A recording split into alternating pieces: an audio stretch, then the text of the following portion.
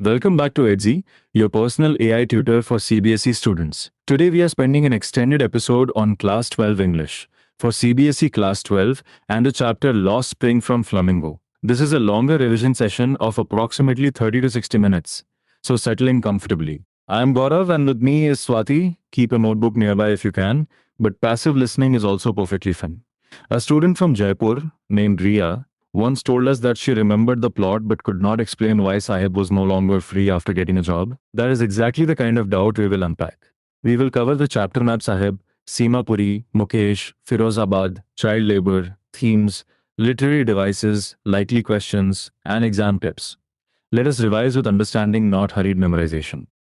And I am Swati, ready to ask the questions that usually appear just when you think the chapter is easy. While listening, do not merely wait for information.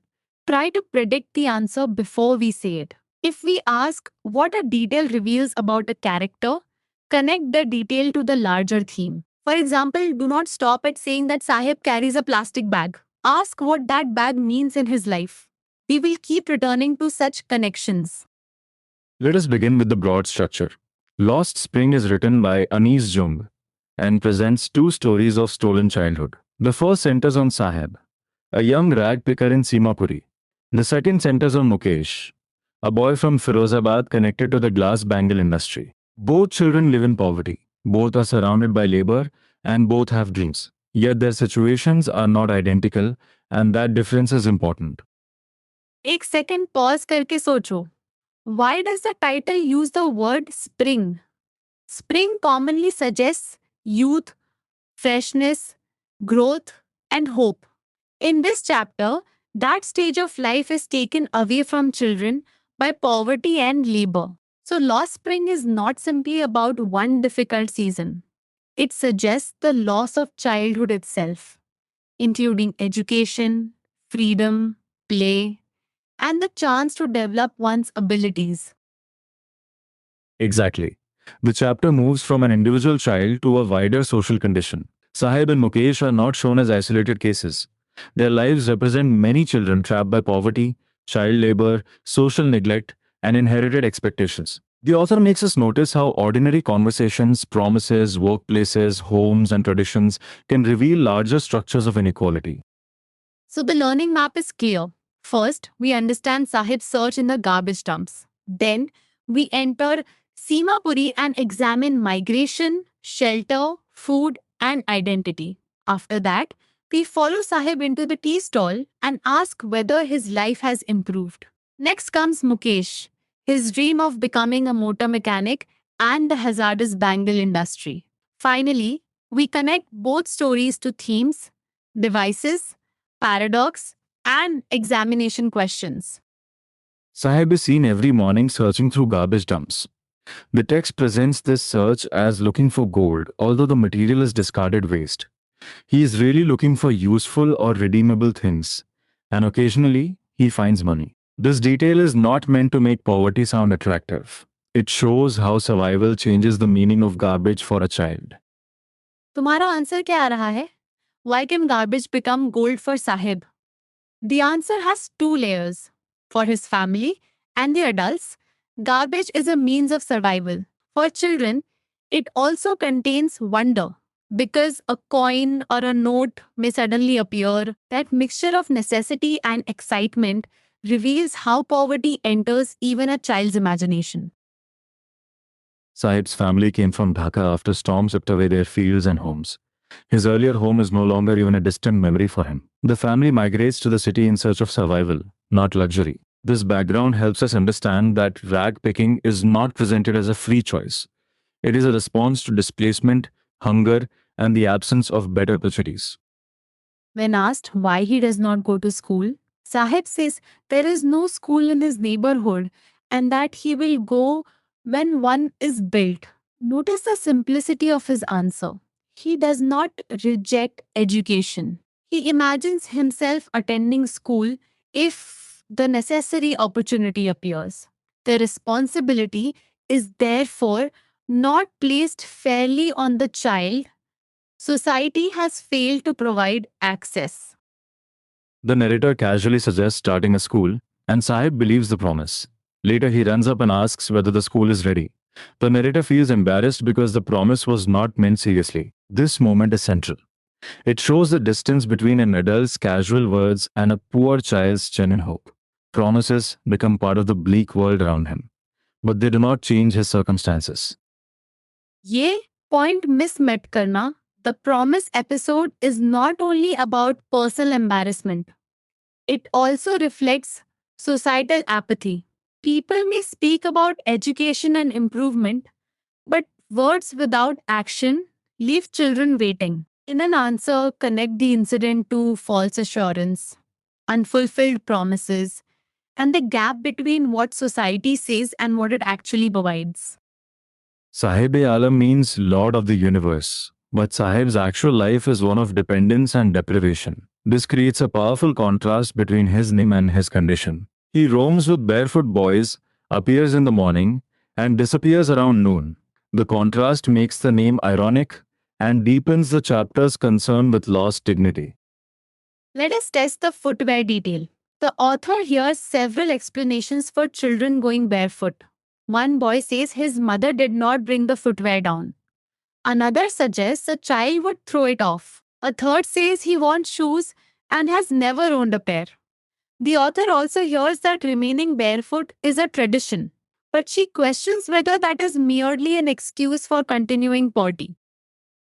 That question is important because it exposes how poverty can be normalized. If society calls deprivation a tradition, it may avoid confronting the economic conditions behind it. The story of a boy praying for shoes and later seeing a schoolboy wearing them adds another contrast. One child receives something he once wished for, while many ragpickers remain shoeless.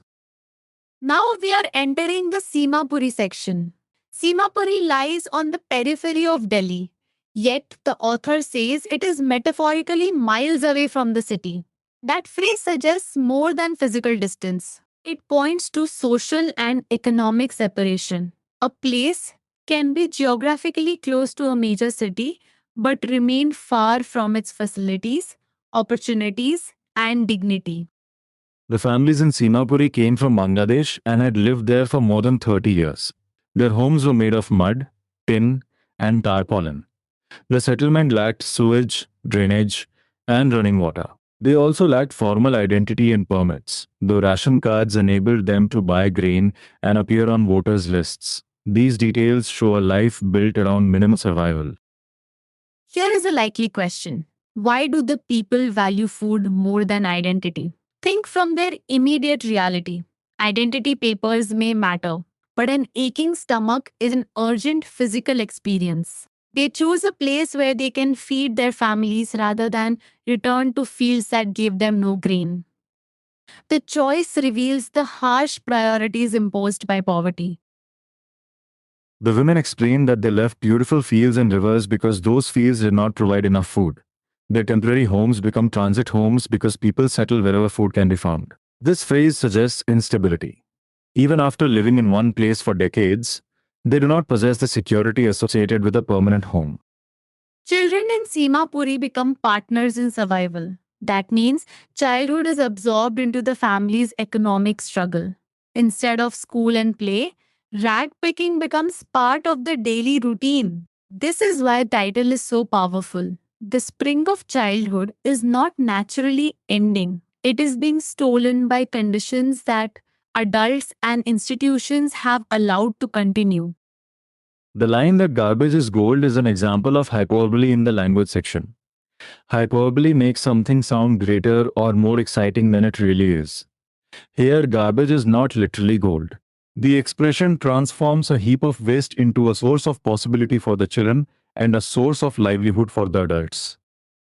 Can you distinguish the two meanings of garbage? For children, it is wrapped in wonder because there may be an unexpected coin. For elders, it is a means of survival. The same object, therefore, carries different emotional meanings according to age and circumstance. This is a very useful observation for a character or theme answer. The chapter does not romanticize rag picking.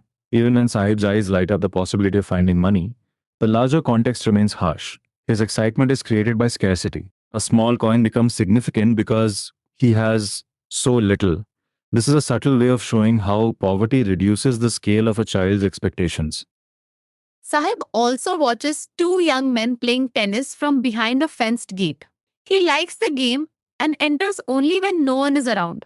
The gatekeeper lets him use the swing. What does the fence represent?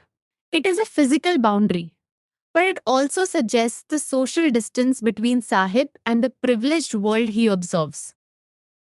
The discarded tennis shoes seem strange with Sahib's discolored clothing, but he values them because he has walked barefoot. Even a pair with a hole can be a dream come true for someone who has never owned shoes. The shoes symbolize a small gain, but they do not erase the larger barrier. He can wear the shoes, yet the game remains out of reach. That is a beautiful but painful distinction. Possessing an object connected with privilege does not mean entering the privileged life. Sahib has tennis shoes, but he is still outside the fence. In an exam response, avoid saying that the shoes prove his complete improvement. They only underline the distance between appearance and opportunity. Later, Sahib works at a tea stall for 800 rupees in all his meals. At first, this may sound like progress because he receives payment and food, but the narrator notices that Sahib's face has lost its carefree look. The plastic bag was his, the steel canister belongs to the tea stall owner. This difference reveals a loss of control. एक second pause करके answer this. Is Sahib happy at the tea stall? A strong answer is no, or at least not in the earlier sense. The job provides food and money, but it takes away his freedom and carefree identity. The heavier canister symbolizes responsibility and ownership by another person. His economic condition changes slightly, but his independence decreases. Notice the contrast between the plastic bag and the steel canister. The plastic bag is light and belongs to Sahib, so it represents freedom within a desperate life. The canister is heavier and belongs to the employer, so it represents imposed labor. This is not merely a visual detail, it is an image through which the author communicates an emotional change. A common mistake is to write that any job automatically gives dignity. The chapter asks us to examine the conditions of work. If a child loses freedom, education, and carefree expression, employment cannot be treated as simple success. Your answer should balance the benefit of food and wages with the cost of dependence and lost childhood. अब तक हम the first major idea cover कर चुके हैं Sahiba's world. He searches garbage for useful material and occasional money. His family migrated after losing fields and homes. Simapuri lacks basic facilities. His school-related hope is disappointed by an empty promise. His shoes offer a small dream, while the tea stall canister shows that work has taken away his freedom.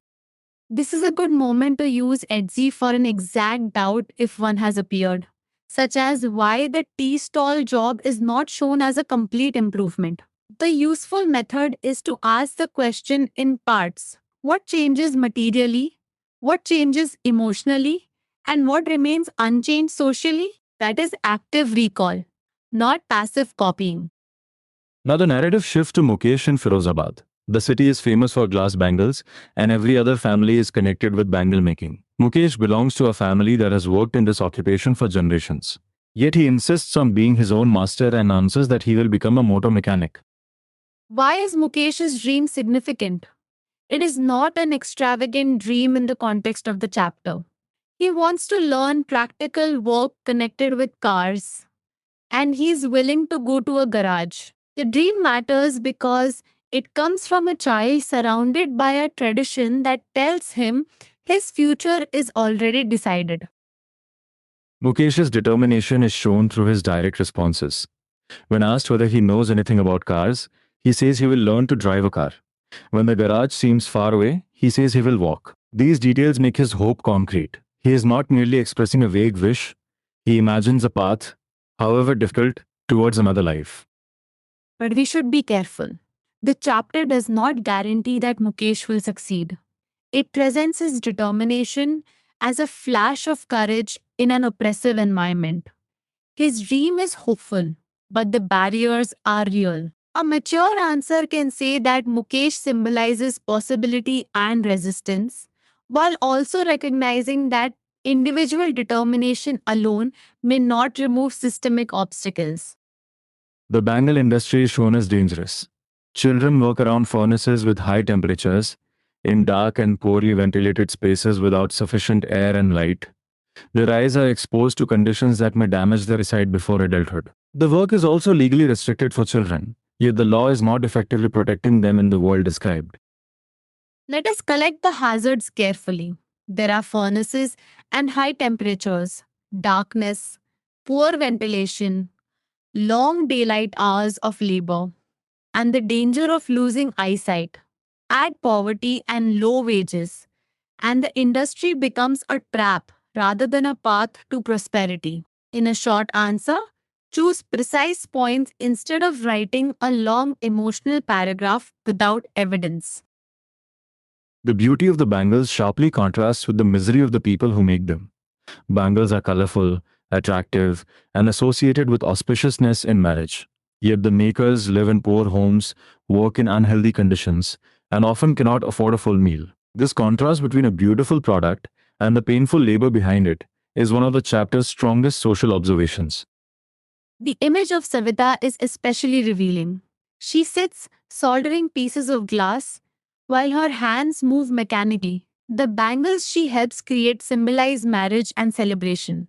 But her own life is marked by exhausting labor. The old woman beside her has bangles on her wrist but no light in her eyes. The object of beauty and the worker's deprivation exist together. The older generation also speaks of extreme deprivation. One woman says she has not enjoyed even one full meal in her lifetime. An old man says he knows nothing except bangles and has only made a house for the family. These statements show that hard work has not produced economic security. Labor continues, but meaningful improvement does not follow. तुम्हारा answer क्या आ रहा है to the question what keeps the workers poor do not give only one cause the chapter presents a network inherited occupation poverty caste stigma middlemen, money lenders, police, bureaucrats, politicians, lack of organization, and social injustice. These forces work together, so the workers find it difficult to escape even when they understand their suffering. The young men mention a fear of organizing themselves. They believe that even if they form a cooperative, they may be targeted by the police, beaten, or taken to jail for illegal activity. Whether or not they can change the system, their fear shows how powerless they feel. The absence of leadership further strengthens the vicious circle.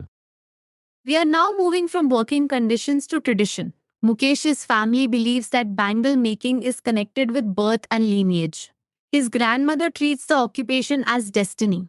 For the family, generations have seen bangles everywhere, in homes, yards, and streets. When one occupation fills the entire environment, imagining another future becomes extremely difficult. The idea of destiny is presented critically. Saying that the work is simply one's fate can make an unjust social arrangement appear natural and permanent. The family has not chosen freely from a wide range of opportunities. Poverty, caste, tradition, and lack of education have narrowed the choices. Mukesh's desire to leave, therefore, becomes an act of daring. Notice the difference between Mukesh and his family. His family has accepted the inherited occupation and speaks as if change is impossible. Mukesh still imagines another profession.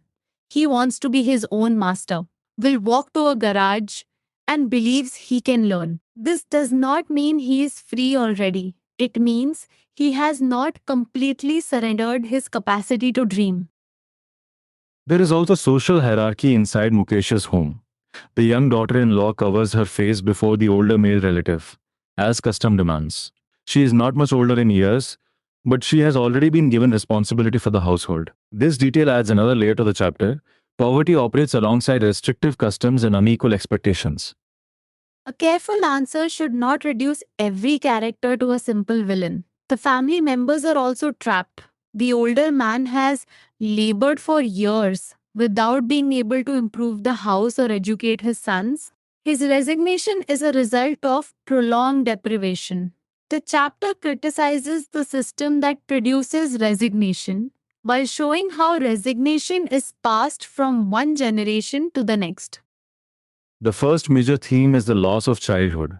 Sahib Rag picks instead of attending school, and children in Firozabad work around furnaces instead of enjoying safe growth. Childhood is represented not as an abstract idea, but through missing opportunities, education, play, footwear, freedom, and the ability to dream without immediate economic pressure. The second theme is poverty as cycle. Poverty affects housing, food, education, work, and dreams. Children become partners in survival, then grow into adults who may continue the same work. In Firozabad, inherited occupation and lack of opportunity keep the cycle moving. The chapter shows that poverty is not simply an individual failure, it is supported by wider social structures. Another theme is dignity and freedom.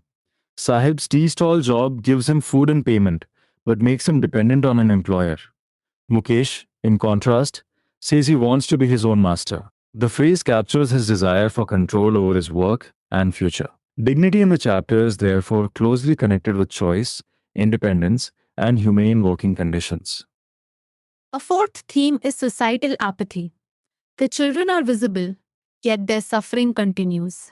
Casual promises are made, laws exist but are not effectively enforced, and social institutions do not provide meaningful escape. The author asks readers to acknowledge this condition rather than look away. That is why the chapter becomes a call for collective change, not merely a sad account. Let us revise the important literary devices. Hyperbole appears in the expression that garbage is gold. A metaphor transfers a quality from one thing to another, as when poverty is described as a web. A simile uses like or as in hands moving like the tongs of a machine. These devices make factual suffering emotionally and imaginatively powerful. Try this quick identification. The phrase describing Simapuri as near Delhi, but metaphorically miles away, is a metaphor for social separation. The expression about a web of poverty is also metaphorical because poverty is presented as something that traps people. The sentence about a steel canister seeming heavier is not just a physical comparison, it communicates emotional burden through imagery. There is irony in Sahib's name. A person whose name suggests universal lordship has no control over his own life. There is also irony in the beauty of the bangles. They signify celebration and auspiciousness for buyers, while the workers who make them experience poverty, exhaustion, and danger. These contradictions create a literary experience from factual social observation. The chapter's paradox is especially important for the things to do section. A paradox brings together apparently opposing realities. Beautiful bangles are produced through miserable labor. Similarly, workers may construct impressive buildings while living without secure shelter. When writing about a paradox, first name the two opposing sides, then explain what social contradiction connects them. Let us practice the first direct question. What is Sahib looking for in the garbage dumps? Where is he? And where has he come from? A complete answer should say that he searches for useful or redeemable material and occasional money. He lives in Simapuri on the outskirts of Delhi and comes from Dhaka, where storms destroyed his family's fields and home. Now you try the footwear question. Give at least 3 explanations. Some children have no shoes because of poverty. One explanation calls barefoot living a tradition. So the author doubts whether that explanation hides a permanent condition of poverty. Other children lack footwear because it is unavailable or because they have become accustomed to going without it. Always include the author's questioning attitude. For the question about Sahib's tea stall job, structure your response in 3 steps. First, mention the wages and meals, which appear beneficial. Second, describe the loss of his carefree expression. Third, explain the symbolism of the canister belonging to the owner, while the earlier plastic bag belonged to Sahib. Conclude that the job reduces his freedom, even though it provides basic support. Here is the Firozabad question.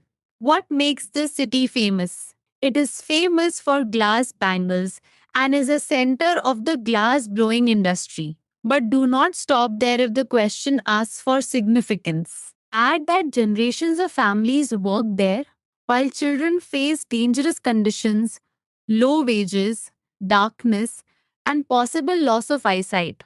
The product is colorful, but the production is deeply painful. How is Mukesh different from his family? His family accepts bangle making as inherited destiny and has become resigned to the cycle.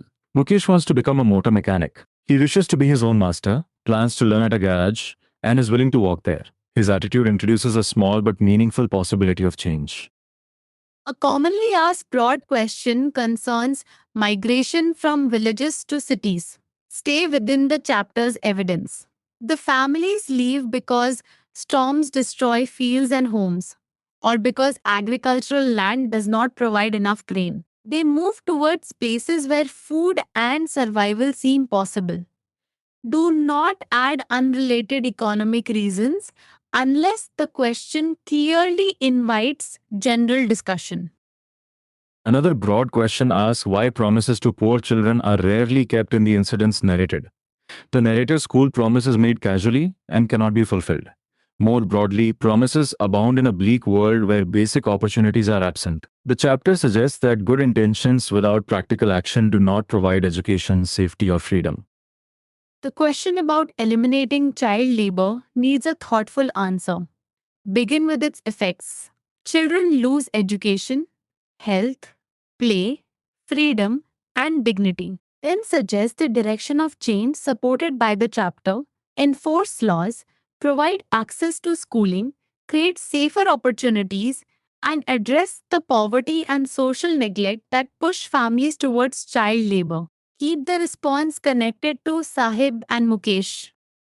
For a comparison question, use a clear framework. Sahib is connected with rag picking, migration, Seema Puri, and a lost carefree quality after entering the tea stall. Mukesh is connected with Firozabad, bangle making, inherited occupation, and a determined dream of becoming a motor mechanic. Both suffer poverty and lost childhood, but Mukesh shows more visible resistance to inherited work. When writing a long answer, do not retell every event. Start with a direct thesis. Select 2 or 3 textual details. Explain what each detail reveals and end by connecting the evidence to the theme. For example, the shoes, the school promise, and the steel canister can together explain Sahib's changing relationship with hope and freedom. Use keywords accurately: poverty, child labor, lost childhood, migration, survival, societal apathy, inherited occupation, exploitation, dignity, freedom, tradition, and systemic change. Keywords alone do not create an answer, but they help the examiner see that your response is focused. Each keyword should be supported by a relevant detail from the chapter. Let us catch a few common mistakes. Do not call Sahib happy merely because he finds a coin. Do not call the tea stall job complete freedom. Do not present Mukesh's success as certain. Do not say that all family members freely choose poverty. And do not discuss child labor only emotionally. Explain the conditions and structures that keep it in place. For literary device questions, identify the device and explain its effect. Saying that a phrase is a metaphor is incomplete. Explain what quality is transferred and what idea it communicates. For instance, a web of poverty suggests entrapment, while garbage is gold expresses the value of waste in a survival economy. This second step is what turns recognition into analysis. We are entering the final section now. Let us compress the chapter into a chain. Displacement leads Sahib's family to Seemapuri. Poverty turns garbage into livelihood and childhood into labor. A casual promise exposes societal indifference. A job gives Sahib food but reduces his freedom. In Firozabad, tradition and exploitation trap families in bangle making, while Mukesh's dream offers a flicker of change. The title brings both stories together. Spring represents childhood, growth, freshness, and possibility. It is lost because children are pushed into work, denied education, and burdened by poverty and inherited expectations. The chapter asks readers to see the human cost behind ordinary products and ordinary streets. Its concern is not pity alone, but recognition and the need for systemic change. Your final challenge this. Without looking at your notes, compare Sahib and Mukesh in 6 sentences. Include one setting, one form of labor, one dream, one barrier, one symbol, and one difference in attitude. Then, identify the device in garbage is gold and explain why it is effective. If you can do that clearly, you have moved from remembering the chapter to understanding it. For one last active recall check, answer these mentally. What does Simapuri reveal about survival and identity? Why is Sahib's name ironic? What does the steel canister symbolize? Why is Firozabad's beauty contrasted with misery? How does Mukesh challenge tradition? If your answers include evidence and not only labels, your revision is on the right track. And remember the one common mistake.